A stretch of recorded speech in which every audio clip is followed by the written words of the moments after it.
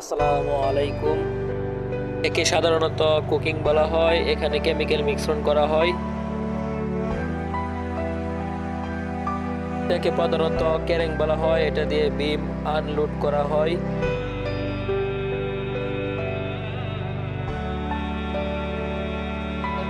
দুইটি সুতা একসাথে বাঁধ দিয়ে মেশিন চালানো হয়। বিমে ট্যাপ মেরে সুতাকে সমানভাবে সামনে নিয়ে যাওয়া হয়।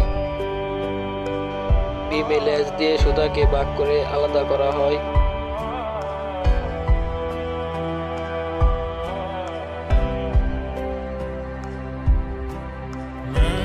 বক্সে স্টিক দিয়ে কেমিক্যাল গরম করে সুতার সাথে মিক্স করা হয়।